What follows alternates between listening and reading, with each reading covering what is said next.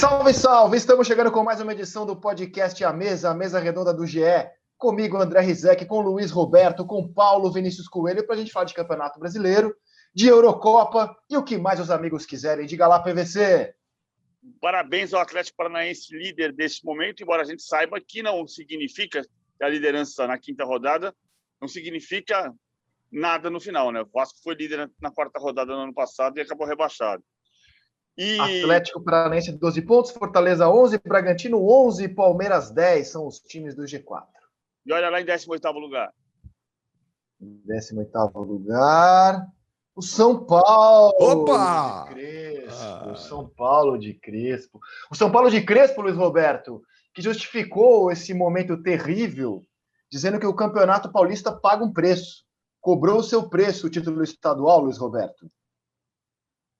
Oi, Rizek, oi, PVC, oi, meus amigos. Pois é, no fim de semana de tanta agitação, de balada, de chuteira verde e tudo mais, o São Paulo não consegue engatar uma boa apresentação, uma boa partida, embora o jogo de ontem tenha características distintas por conta daquele primeiro gol. Eu, na edição talvez retrasada, não foi na segunda passada, não, foi na outra edição do nosso podcast, que você colocava as gavetinhas, aí eu disse, olha, eu acho que na primeira gaveta a gente tem Atlético Mineiro, Palmeiras e Flamengo pela ordem. Aí, enfim, todo mundo falou, nossa, colocou o Flamengo em terceiro? Sim, o Flamengo está mutilado até agosto, e isso vai ter um peso, embora o jogo de sábado, que mais uma vez com o Bragantino, viva o Bragantino, salve o Bragantino, de novo o melhor jogo da rodada tem o Bragantino envolvido. Eu acho que o São Paulo está na segunda gaveta, sim, por conta de um elenco que foi muito mal construído antes de chegar a essa temporada. E o São Paulo continua tendo problemas com ele, porque o seu grande mentor intelectual do jogo é o Daniel Alves, que está machucado, embora ele tenha jogado praticamente todas o ano passado. Ele no meio-campo não conseguiu ser o jogador que se esperava dele, na lateral direita ele é um craque. O principal atacante do time vive as voltas com contusões, a imagem do choro do Luciano é emblemática ontem, e o São Paulo não tem reposição para o seu ataque, não tem um jogador como o Luciano. O São Paulo tem o Pablo, que é um jogador quase comum, é um centroavante quase comum, né? Ele não chega a ser um Rodrigo Muniz, o Pablo, né? Não chega a ser, evidentemente, nem um Pedro, nem um Gabigol, não chega a ser um Hulk, não passa longe desses caras, nem Luiz Adriano, nem Daverson, não chega, passa longe.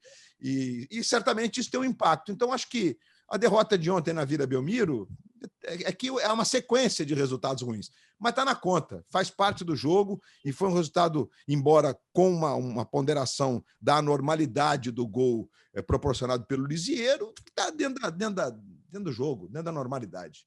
Poxa, mas espera aí, ó, o São Paulo tem 2 pontos em 5 jogos, marcou só um gol no campeonato, que foi contra a Chapecoense em casa, empatou com o Fluminense 0-0, empatou com a Chape, tomou 6 gols, está com saldo de -5, é o 18º colocado.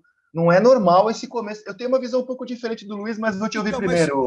Mas deixa eu, antes do PVC falar sobre o São Paulo, é bom a gente situar aqui num grupo de jogadores que é muito limitado, mas muito limitado do ponto de vista da reposição, você não tem uma reposição em alto nível. Aí você perde um cara expulso no primeiro tempo com o jogo da Chapecoense, um time que é tecnicamente superior, se iguala. Você não, é um descuido que não pode acontecer. Se o São Paulo tem um elenco limitado, o que dizer do Santos Futebol Clube? Não, o Atlético Paranaense. O Atlético Paranaense joga com Terans, Matheus Babi e Vitinho no ataque.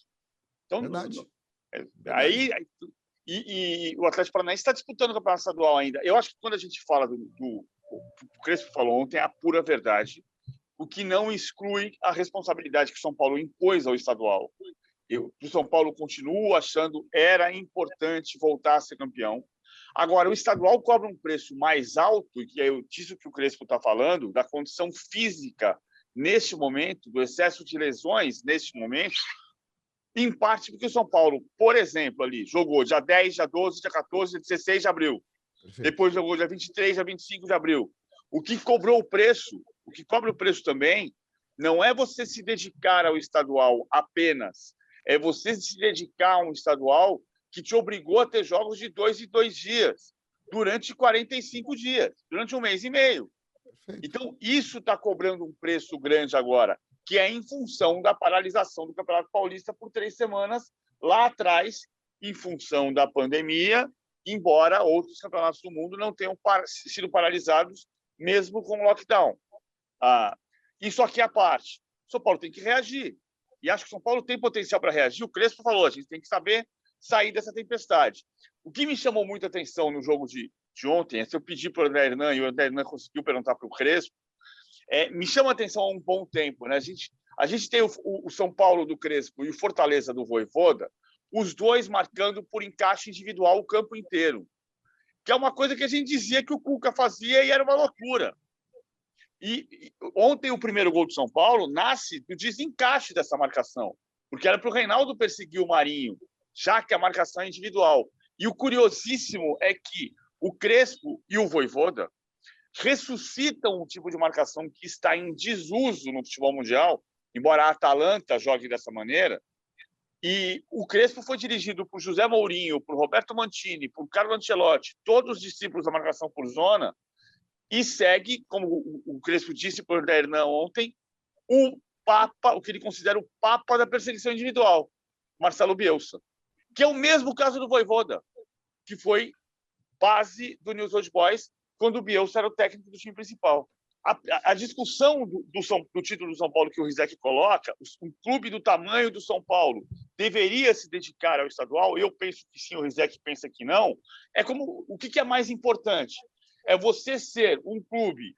Se o preço a pagar é esse, eu acho que não. Se o preço a pagar é perder a liderança do seu grupo na Libertadores e começar o campeonato assim, eu acho que o estadual não vale a pena. Mas se o preço a pagar por ser quarto colocado sempre no Brasileiro, eu vou ser quarto lugar no Brasileiro esse ano, terceiro no ano que vem, quinto no outro ano, segundo no outro ano, terceiro no outro ano, quarto no outro ano, quinto no outro ano, 10 anos sendo terceiro, quarto, quinto, terceiro, quarto, quinto, terceiro, quarto, quinto.